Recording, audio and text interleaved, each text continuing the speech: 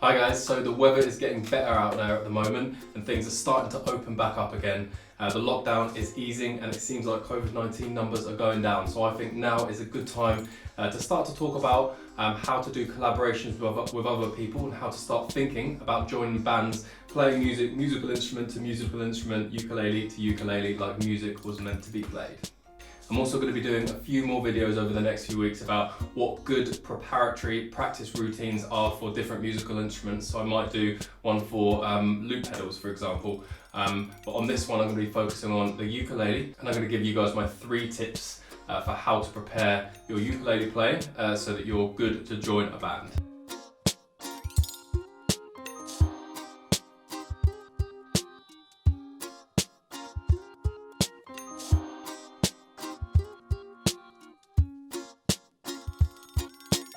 So step 1, choose a genre of music that you maybe want to join a band of. So say for example, you like country music, you like folk music or something like that.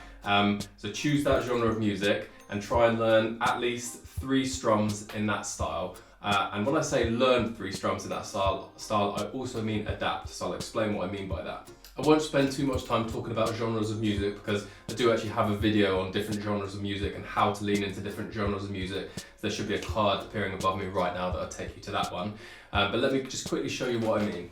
So recently I've been getting into quite a lot of blues playing, and I found myself just playing the same blues strum over and over again, and it's the one that I use often, which was down, up, down, up, down, up, down, up, down, up, down, up, down, up, down, up. And it sounds good, it's a good blues strum, but at the same time, if you're wanting to join a band, it's better to learn more than one strumming pattern or adapt a strumming pattern. So for example, I was learning an Elvis Presley song the other day. It goes, oh well, bless my soul, what's wrong with me?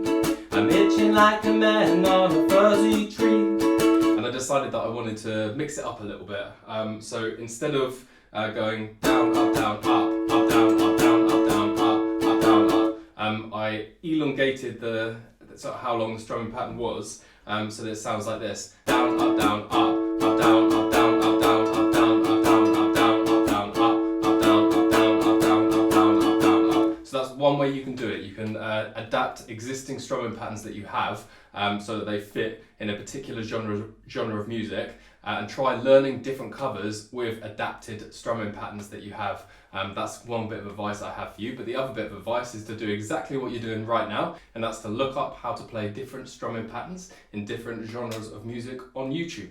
There are heaps of free tutorials, so I'm going to put a couple of cards above me right now of how to play reggae and how to play blues, different strums on the ukulele. But there are loads and loads of tutorials that are available for free, and all you do is you type in something like, I don't know, how to play a blues strum on the ukulele, and several videos should come up. And as I said before, try and learn 3. Because that way, when you approach a band, you have more than just one thing to offer. You have more than just one style of strumming to offer. You have several, and it's going to make it a lot easier to jam with the band. Step 2, learn how to play in perfect timing. So I know this one is an annoying one for many people, but it makes you a lot more appealing as a musician to a band if you can play in perfect timing. Now, does this mean that bands have to play in perfect timing all the time? No. But what it does mean is that bands need to have control over when they speed up and when they slow down, and to do that, the first thing that you do is learn how to play in perfect timing. So the metronome is your best friend for this. So at the moment I'm learning a Johnny Cash song with a country strumming pattern.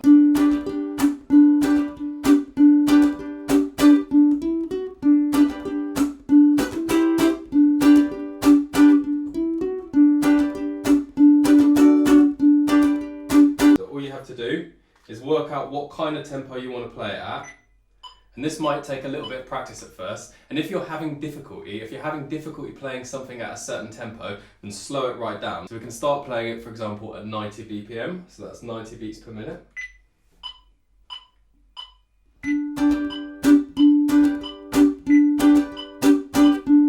You probably noticed that actually I was dragging a little bit in that.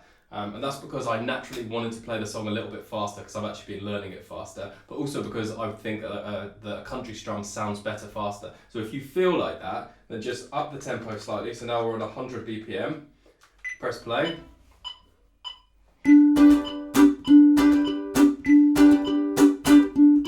Love is a burning thing. and it makes a fiery ring. Good. So essentially, your metronome is, I would say, your best friend. It's not your only friend when it comes to keeping in perfect time, because you can also download a backing track. And if you're interested, then head on over to ukulelevagabond.com. Links in the description. There's a free resources section and you can download a blues backing track and you can download a reggae backing track. But you can also get backing tracks here on YouTube as well. So just type in blues backing track or reggae backing track or country backing track or whatever genre of music you want to learn, and start playing along to the drums. And if you find you can't play in perfect time at the beginning, that's fine. Try it a little bit slower and just get used to sustaining playing in a certain rhythm for a long period of time. And if you're having difficulty with a certain strumming pattern, the more practice is required. And if you can approach a band with pretty much perfect timing, then you're going to be a much more valuable musician, much more valuable player than if you have difficulty with rhythm. But just keep at it. Just learn how to play perfectly in time, and eventually it gets easier and easier and easier, and you become more and more and more kind of desirable as a musician to play in a group of people, because it's really, really difficult playing with somebody who speeds up and slows down, because it kind of drags the band either direction. Alright, so finally guys, and this one isn't necessarily the most important one at the beginning, but it's one that I really try and recommend to most people. Learn some scales so you can do some rip-roaring solos. So when you get to the end of this video, I'm going to link a couple of videos that have the C scale. So the reggae video has the C scale, and the blues video has the G scale as well, and start learning scales. Now first you learn scales like this. So just quite formulaically, and then eventually you can start to do this kind of thing.